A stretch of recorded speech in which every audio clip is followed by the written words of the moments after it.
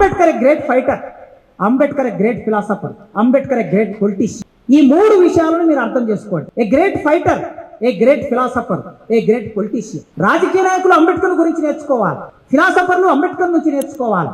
అదేవిధంగా సామాజిక మార్పు కోసం పోరాటం చేసే వాళ్ళు అంబేద్కర్ గురించి నేర్చుకోవాలి. ఆయన మొదలుపెట్టిన మొట్టమొదటి పోరాటం భారతదేశంలో నీళ్ల కోసం, డ్రింకింగ్ వాటర్. ఈ భారతదేశంలో వేదం ఏం చెప్తున్నది? పంచభూతాల గురించి 4 వేదాలు చెప్తాయి. ఋగ్వేదం అద్భుతంగా చెప్తుంది పంచభూతాల గురించి. కానీ భారతదేశంలో పంచభూతాలు మనుషులందరికీ సమానం కాదు. నీళ్లు సమానం కాదు, భూమి సమానం కాదు, అగ్ని కూడా సమానం అవుతుందో కాదో తెలియదు. ఒకవేళ అగ్ని సమానం కావాలనుకుంటే అది వచ్చి దళితుల గుడిసెలు తగలబెట్టడానికి వస్తుంది తప్ప దళితుల జీవితాల్లో వెలుగునివ్వడం కోసం వచ్చిన సందర్భాలు చాలా తక్కువ. అందుకే ఆనాడు అంబేద్కర్ తన చిన్నతనంలో నీళ్ల కోసం ఆరాటపడ్డాడు. కొలంబియాలో చదువుకొని వచ్చిన తర్వాత బరోడా మహారాజు ఆస్థానంలో నీళ్లు తాగనివ్వలేదు. అందుకే మహారాష్ట్రలో ఆయన మహదు చెరువు పోరాటాన్ని మొదలు పెట్టాడు. ఈ మహదు చెరువు మున్సిపాలిటీ చెరువు. ఈ చెరువులో దళితులకు నీళ్లు తాగడానికి అవకాశం లేదు. బైకాట్ చేశారు మొత్తం ఊరంతా దళితులకి. ప్రభుత్వ చెరువులో నీళ్లు తాగడానికి అవకాశం లేదు. అంబేద్కర్కు అక్కడికి వెళ్ళి ఇది ప్రభుత్వ చెరువు అయినప్పుడు, మనమందరం పన్నులు కడుతున్నప్పుడు ఈ చెరువు మీద మనకు కూడా హక్కున్నది కనుక ఈ చెరువులో నీళ్లు తాగడం కోసం ఒక పోరాటమే నడపాలని చెప్పి అద్భుతమైన పోరాటం నడిపాడు. 10,000 మందితో పోరాటం చేశాడు. ఆ పోరాట ఫలితంగా అఫ్కోర్స్ దాడులు జరిగాయి. దళితుల మీద దాడులు చేశారు, అంబేద్కర్ మీద దాడి చేశారు, చేతి దిగింది, చాలా మంది తలలు పగిలాయి, చిత్తగాత్రులుగా మారిపోయారు. జిల్లా కలెక్టర్ వచ్చాడు, మ్యాజిస్ట్రేట్ వచ్చారు, చర్చలు జరిపారు. చిట్ట చివరికి అంబేద్కర్ ఈ చెరువు మీద మాకు హక్కు ఇచ్చే వరకు నేను ఇక్కడ నుంచి లేవనని చెప్పి 1927లో, అంటే సరిగ్గా ఇంకొక 2 ఏళ్ళు అయితే మహదు చెరువు పోరాటానికి 100 ఇయర్స్ 100 సంవత్సరాల కిందట ఒక అద్భుతమైన పోరాటం నడిపాడు అంబేద్కర్. కాలారాం టెంపుల్ ఉంటుంది. గుడిలోకి పోవటం అనేది దేవుని మొక్కడం కోసమా అనే ప్రశ్న వస్తుంది సహజంగా. దేవుని మీద నమ్మకం ఉన్న వాళ్ళు దేవుని మొక్కడం కోసం వెళ్తారు. వాళ్ళ నమ్మకాన్ని కూడా మనం గౌరవిస్తాం. అంబేద్కర్ బేసిక్ గా నాస్తికుడు, ఆయన హేతువాది. కానీ కాలారాం టెంపుల్లోకి దళితులను తీసుకెళ్లడానికి 6 నెలలు పోరాటం నడిపాడు. ఇక్కడ దేవుని మొక్కడం కోసమా భక్తి కోసమా కాదు, దేవుడి గుడిలోకి వెళ్ళటం అనేది ఒక ఆత్మగౌరవం. ఈ దేశంలో ఉన్న మనిషి ఆ దేవుడి గుడిలోకి వెళ్ళడం ఒక ఆత్మగౌరవం. దానికోసం 6 నెలలు పోరాటం నడిపాడు. ఇప్పటికీ మీరు చూస్తారు, హైదరాబాద్కి మెట్రో నగరం ఇది, హైటెక్ సిటీ. ఈ నగరానికి 20 కిలోమీటర్ల దూరంలో, 30 కిలోమీటర్ల దూరంలో కులం పేరు మీద దేవుడి గుడిలోకి వెళ్ళారని వెలివేస్తున్న ఉదాహరణలు చాలా చూస్తామన్న చెప్పాడు ఇంతకుముందు. రంగారెడ్డి జిల్లా ఈ చుట్టుపక్కల 6 నెలల కిందట ఒట్టినాగులపల్లి అంటే సెంట్రల్ యూనివర్సిటీకి 3 కిలోమీటర్ల దూరంలో ఉంటుంది గచ్చిబౌలి. ఒట్టినాగులపల్లిలో మాదిగ కమ్యూనిటీ వాళ్ళు బోనాలు చేసి ఊరిలోకి వచ్చారని మొత్తం మాదిగల్ని వెలివేశారు. 6 నెలల కింద సంఘటన చెప్తుంది. ఇంకా కులం ఎట్లా కొనసాగుతుందో చూడండి. అట్లా కాలారం టెంపుల్లోకి పోరాటం కోసం వెళ్ళడం కోసం పోరాటం నడిపాడు. ఇది ఒక ఎర అంబేద్కర్ జీవితంలో. ఇక 2వ ఎర, అంబేద్కర్ గ్రేట్ ఫిలాసఫర్. భారతదేశంలో కుల వ్యవస్థ గురించి ఆలోచించి దాని నిర్మూలన గురించి విశేష కృషి చేసిన the first and last person ఆయనే మొదలు, ఇక ఆయనే చివర. ఇప్పటి వరకు అంబేద్కర్ అంతా కృషి చేశాడు. అసలు కులం అనేది ఎట్లా పుట్టింది అనే బేసిక్ లోకి వెళ్ళాడు ఆయన. ఎందుకంటే దాని అణచివేత అనుభవించిన వాడు, దాని బాధ తెలిస్తే తప్ప అన్టచబిలిటీ ఎట్లా ఉంటుందని ఎవరైనా క్వశ్చన్ వేశారు అనుకోండి, అది అనుభవించిన వాడికి తెలుస్తుంది, ఇంకోటికి తెలియదు. మేము చిన్నప్పుడు నీళ్లు తాగాలంటే పెద్దవాళ్ళ పొలాల్లోకి పనుల కోసం వెళ్ళేవాళ్ళం. బాల్యంలో 10-12 ఏళ్ల వయసు వెళ్ళినప్పుడు వాళ్ళు కుండలో నీళ్లు తీసుకొచ్చి ఇట్లా పైనుంచి పోస్తే ఇట్లా దోసిని బట్టి నీళ్లు తాగాం మేము. ఆ రోజు మాకు తెలియదు ఇది అణచివేతని, ఇది అంటరానితనం అని మాకు తెలియదు. అలా పైనుంచి చెంబులతోనైనా, గ్లాస్తోనైనా, కుండతోనైనా, బకెట్తోనైనా ఇలా పైనుంచి పోస్తే దోసిని బట్టి తాగాం. ఇప్పుడు అర్థమవుతుంది నాకు అది అంటరానితనం అని. అది అనుభవించిన నాకు తెలుస్తుంది. స్త్రీ పురిటి నొప్పుల బాధ ఎన్ని కావ్యాలు రాసిన పురుషుడికి అర్థమవుతుందా? అనుభవించిన స్త్రీకే పురిటి నొప్పుల బాధ ఎట్లుంటుందో తెలుస్తుంది. కనుక దళితుడికి అన్టచబిలిటీ అనేది ఎట్లా ఉంటుందో దళితుడికి తప్ప ఈ ప్రపంచంలో ఎవరికి అర్థం కాదు. అది అర్థమైన అంబేద్కర్ దాని నిర్మూలన కోసం ఆయన్ని ఆలోచించాడు. అసలు ఎవడు దీన్ని ప్రారంభం చేశాడు? ఈ కులాన్ని 3000 సంవత్సరాల కిందికి వెళ్ళాడు. ఋగ్వేదంలోకి వెళ్ళి ఋగ్వేదంలో పురుష సూక్తం ఏం చెప్పబడింది? చాతుర్వ వ్యవస్థ గురించి చెప్పారు. ఈ చాతుర్వర్ణ వ్యవస్థ కులంగా ఎట్లా పరిణామం చెందింది? 4 వర్ణాలు కదా దేశంలో ఉన్నది. ఈ 4 వర్ణాలు 4000 కులాలుగా 5000 కులాలుగా ఎట్లా పరిణామం చెందాయి అనే విషయం లోతుల్లోకి వెళ్ళి చాలా రీసెర్చ్ చేశాడు. మీకు తెలుసు, గుర్రం జాస్వాన్ ఒక పోయెట్ ఉన్నాడు, గొప్ప కవి, గుంటూరు జిల్లాకు చెందినవాడు. ఆయన ఒక సందర్భంలో రాశాడు, ముసలివాడైన బ్రహ్మకు పుట్టినారట 9 కుమారులు, ముసలివాడైన బ్రహ్మకు పుట్టినారట 9 కుమారులని విన్నాము, కానీ పసరము కన్న హీనుడు పంచముడు 5వ వర్ణస్థుడు ఎవరమ్మా సవిత్రి అని రాశారు. ఒక థీరీ ఉంది మనకి, చాతుర్వర్ణ థీరీ ఋగ్వేదంలో. ఏమిటా చాతుర్వర్ణ థీరీ? బ్రహ్మ శిరస్సు నుంచి పుట్టింది బ్రాహ్మణులు, చేతుల నుంచి పుట్టింది క్షత్రియులు, తొడల నుంచి పుట్టింది వైశ్యులు, పాదాల నుంచి పుట్టింది శూద్రులు. అందుకోసం ఈ పాదం నుంచి పుట్టినవాడు వీళ్ళందరికీ సేవ చేసి పెట్టాలి అని ఋగ్వేదంలో రాసిపెట్టారు. దీన్ని ప్రచారం చేశారు బ్రాహ్మణ్. దీన్ని ప్రచారం చేశారు కనుక అంబేద్కర్ ఎక్కడికి వెళ్ళారంటే, వేదంలో చెప్పిన విషయం ఇది శాస్త్రీయమా, ఇది సైన్స్కు నిలబడుతుందా? నిలబడదు కనుక దీన్ని పూర్వపక్షం చేశాడు. చేసి ఈ దేశంలో కుల నిర్మూలన జరగాలంటే మొట్టమొదలు మీ కావ్యాలు, వేదాలు, పురాణాలు, ఇతిహాసాలు, గ్రంథాలు, కావ్యాలు వీటన్నిటిలో చెప్పిన కుల వ్యవస్థ గురించి వీటిని తీసేసినప్పుడే ఈ దేశంలో కుల నిర్మూలన జరుగుతుంది అన్నారు. దానికోసమే కుల నిర్మూలన ఒక పుస్తకం రాశారు. ఆ పుస్తకం రాసి భారతదేశంలో ఇటు గాంధీ, అటు కాంగ్రెస్, అటు బ్రిటిష్ గవర్నమెంట్ ముగ్గురితో పోరాటం చేశారు. ఒకరితో పోరాటం చేసినప్పుడు ఇంకొకరు అంబేద్కర్ను అనేక రకాలుగా నిందించారు. గాంధీతో పోరాటం చేసినప్పుడు కాంగ్రెస్ వాళ్ళు ఏమన్నారు? అంబేద్కర్ బ్రిటిష్ వాళ్ళ ఏజెంటు అన్నారు. బ్రిటిష్ వాళ్ళతో పోరాటం చేసినప్పుడు బ్రిటిష్ వాళ్ళు ఏమన్నారు? అంబేద్కర్ భారతదేశంలో అణిచివేయబడుతున్న కులాల నుంచి వచ్చిన వాడు, తిరిగి వాళ్ళకే సపోర్ట్ చేస్తున్నాడు, భారతదేశంలో ఉన్న కాంగ్రెస్ సపోర్ట్ చేస్తున్నాడు వాళ్ళు అన్నారు.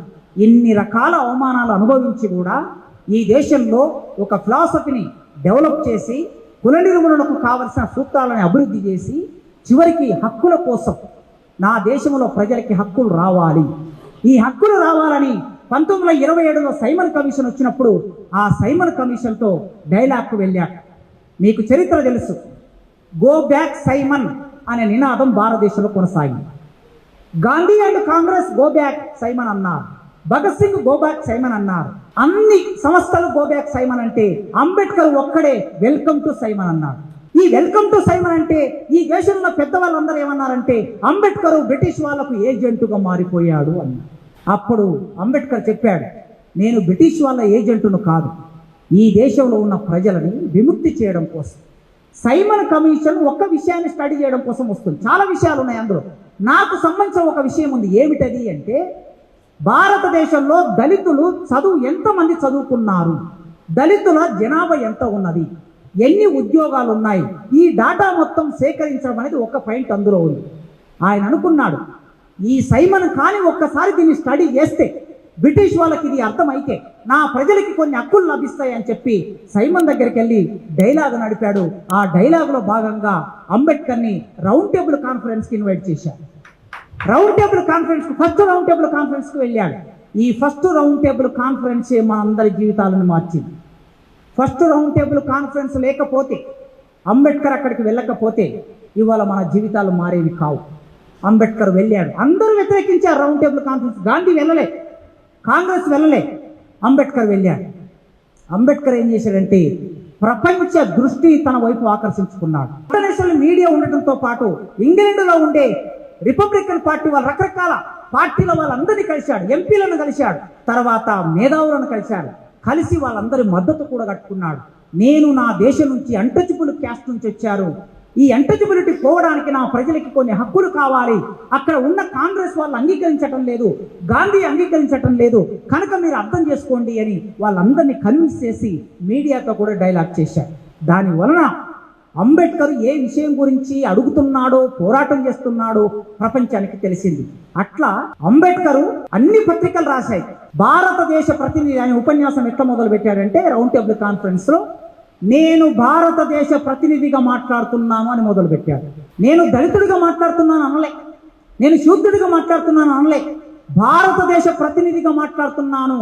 భారతదేశంలోకి ఎందరో మహానుభావులు వచ్చారు, పోయారు, ఎందరో పరిపాలించారు, కానీ మా జీవితాల్లో జరిగిన మార్పు ఏమిటి లేదు, మీరు అంతకన్నా ఎక్కువ మాకేం చేయలేదు అని మొదలుపెట్టాడు. ఇంగ్లాండ్ గడ్డ మీద నిలబడి, ఇండియాలో నిలబడి కాదు, ఇంగ్లాండ్లో నిలబడి బ్రిటిష్ వాళ్ళని విమర్శించాడు. దాని వలన అంబేద్కర్ భారతదేశ ప్రతినిధిగా అంబేద్కర్ అక్కడ పాల్గొన్నాడని పేపర్లో వస్తే, ఇక్కడ సబర్మతి ఆశ్రమంలో ఉన్న గాంధీ వెంటనే ఈ దేశ ప్రతినిధిని నేను కదా, అంబేద్కర్ ఎలా అవుతాడు అనే ప్రశ్న వచ్చింది ఆయన. అప్పుడు రెండో రౌండ్ టేబుల్ కాన్ఫరెన్స్ కి గాంధీ, సరోజిని నాయుడు ఆ సమావేశాలకు హాజరయ్యి గాంధీ ఎట్లా హాజరయ్యాడో తెలుసా మీకు? గాంధీ అంటే నాకు చాలా గౌరవం, ఈ దేశ జాతీయోద్యమం నడిపిన వాడికి. కానీ అంబేద్కర్ వర్సెస్ గాంధీ అనుకున్నప్పుడు అంబేద్కర్ విషయంలో గాంధీ ఎట్లా ప్రవర్తించాడో చెప్పడం అనేది నా బాధ్యత, చరిత్రను చెప్పడం నా బాధ్యత. యాజ్ ఏ టీచర్ గా సత్యమే చెప్పాలి, అబద్ధం చెప్పకూడదు, అవాస్తవం చెప్పకూడదు. గాంధీ వెళుతూ ఏం రాయించాడో తెలుసా? భారతదేశంలో ఉన్న దళితుల చేత అంబేద్కర్ మా నాయకుడు కాదు అని బ్రిటిష్ ప్రభుత్వానికి లేఖలు రాయించి వెళ్ళాడండి. మా నాయకుడు, అన్టచబుల్ పీపుల్కి నాయకుడు ఎవరంటే గాంధీయే మా నాయకుడు అని రాయించాడు లేఖలు. అంబేద్కర్ అప్పుడు డిఫెన్స్లో పడ్డాడు అక్కడ. మళ్ళీ తిరిగి బాంబేలో ఒక 10,000 మందితో, మద్రాసు ఒక 10,000 మందితో మీటింగ్ పెట్టి దళిత ఎంప్లాయీస్ అందరూ కూర్చొని సమావేశాలు పెట్టి ఒక 20,000 ఉత్తరాలని అంబేద్కరే మా నాయకుడు అని చెప్పి ఇక్కడ నుంచి రాశారు ఇంగ్లాండ్కి. అప్పుడు అంబేద్కర్ మళ్ళీ రెండో రౌండ్ టేబుల్ సమావేశంలో పాల్గొన్నాడు.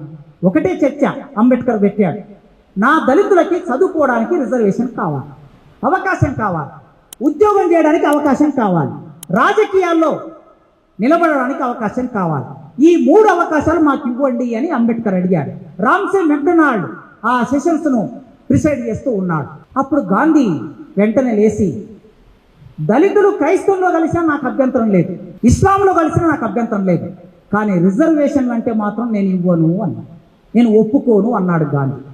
అప్పుడు అంబేద్కర్ ఒకటే మాట అడిగారు, గాంధీ గారు, ఈ దేశ స్వాతంత్రం కోసం మీరు పోరాటం చేస్తే మీ వెంట నడవాలని నాకుంది, మీ వెంట నిలబడాలని మాకుంది, కానీ మా జీవితాల్లో కొన్ని హక్కులు మేము అడిగితే ఆ హక్కులను నిరాకరించడం కోసం నీవు ఇంత దూరం వచ్చావయ్యా గాంధీ అని అడిగాడు. చివరికి చాలా డిబేట్ అయిన తర్వాత రామ్సే మెక్డొనాల్డ్ ఒక ప్రతిపాదన పెట్టాడు, మీ ఇద్దరికి ఏకాభిప్రాయం లేదు కదా, మీరు వైట్ పేపర్ మీద సైన్ చేసి మాకు ఇచ్చిపోండి, మేము నిర్ణయం తీసుకుంటామని. గాంధీ వైట్ పేపర్ మీద సైన్ చేసి ఇచ్చొచ్చాడు. అంబేద్కర్ వైట్ పేపర్ మీద సైన్ చేయలేదు. నేను వైట్ పేపర్ మీద సైన్ చేస్తే నీకు అనిపించింది నీవు రాసుకుంటావు తప్ప నేనేమనుకుంటున్నానో ఈ ప్రపంచానికి తెలవాలి కదా. కనుక ఇంకొక 1 వారం రోజులు అక్కడ ఉండి స్టడీ చేసి డాటా సేకరించి అంబేద్కర్ రాసి అప్పుడు ఆయనకి ఇచ్చొస్తే అంబేద్కర్ కోరుకున్న ప్రకారం దళితులకి రిజర్వేషన్లు ఇస్తూ బ్రిటిష్ ప్రభుత్వం చట్టం చేసి, మీకు తెలుసు ఈ చట్టం చేయగానే గాంధీ పూనాలో ఎర్రవాడ జైల్లో హంగర్ స్ట్రైక్ వెళ్ళాడు. దీన్ని వ్యతిరేకిస్తూ హంగర్ స్ట్రైక్ వెళ్ళాడు. ఏ పాయింట్ను ప్రధానంగా వ్యతిరేకించాడు? అంబేద్కర్ ఎంత విజనరీ అంటే చూడండి, ఎస్సీ ఎస్టీ నియోజకవర్గాలు ఉంటాయి. ఎస్సీ ఎస్టీ నియోజకవర్గాల్లో ఎస్సీలు మాత్రమే ఓట్లు వేస్తే మనం గెలవం. ఇప్పుడు బీసీలు వేయాలి, ఓసీలు వేయాలి. ఈ బీసీలు ఓసీలు వేస్తే మన ఎమ్మెల్యేలు ఎవరి కోసం పనిచేస్తారు? ఓసీల కోసమే పనిచేస్తారు. ఈ భయం అంబేద్కర్కి 1930లో ఉంది కనుక ఆయన ఏమన్నాడంటే, దళితులు మాత్రమే ఓట్ చేసి దళిత ఎమ్మెల్యేని ఎన్నుకోవాలి, మాకు ఒక ప్రత్యేకమైన నియోజకవర్గాలు కావాలి అని అడిగాడు. ఇది నిజం. అది జరగకపోవటం మూలంగా ఇవ్వాల, అందుకోసం అనివార్యంగా రెడ్లైనా, వెలమలైనా, బీసీలైనా, ఇంకొకరైనా వాళ్ళ దగ్గరికి వెళ్లాల్సింది. ఆనాడు అంబేద్కర్ ఈ ప్రమాదాన్ని గుర్తించి అడిగాడు, చట్టం వచ్చింది. ఈ చట్టాన్ని వ్యతిరేకిస్తూ గాంధీ నిరాదీక్ష చేశాడు. చివరికి అంబేద్కర్కి గాంధీకి పూనా ప్యాక్ట్ జరిగింది, పూనా ఒప్పందం. ఆ ఒప్పందంలో మనం కోల్పోయింది ఏమిటంటే, ఎస్సీలకి ఎస్టీలకి ప్రత్యేక నియోజకవర్గాలు అనే దాన్ని కోల్పోయాం. గాంధీ ఏమడిగాడు? ప్రత్యేక నియోజకవర్గాలు ఇవ్వను కానీ రిజర్వ్ నియోజకవర్గాలు ఇస్తాను అన్నాడు గాంధీ. అంబేద్కర్ను దేశమంతా దూషించింది. ఆయన కారు మీద టమాటాలు వేశారు, కోడిగుడ్లు వేశారు, రాళ్ళు వేశారు, చంపుతామని బెదిరించారు. అయినా అంబేద్కర్ హీరో లాగానే ఉన్నాడు, ఎక్కడ కూడా లొంగిపోలేదు.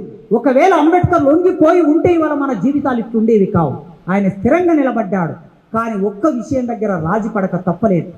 తన మిత్రులు సలహా మేరకి భారతదేశంలో ఒకవేళ గాంధీ చనిపోతే మొత్తం దళితులందరినీ మిగతా కులాలు చంపేస్తారు, కనుక మనం పట్టు విడుపులతో ఉండాలి అని అంబేద్కర్కి తన మిత్రులు సూచన చేస్తే అప్పుడు అంబేద్కర్ గాంధీ దగ్గరికి వెళ్ళి డైలాగ్ నడిపారు, చర్చలకు వెళ్ళారు.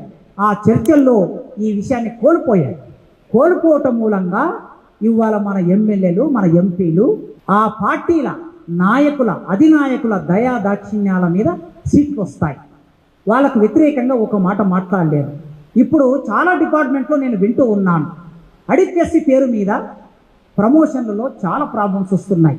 ఒక్క ఎమ్మెల్యేనైనా అసెంబ్లీలో మాట్లాడతాను. నేను ఒక 10 మంది ఎమ్మెల్యేలు, ఎస్సీ ఎమ్మెల్యేలు మీటింగ్ పెట్టిన చోట నేను ఈ విషయాన్ని చెప్పాను. అడిక్యసిన ఒక సమస్య వలన దళితులకి, ఎస్టీలకి, ఎస్సీలకి చాలా అన్యాయం జరుగుతున్నది.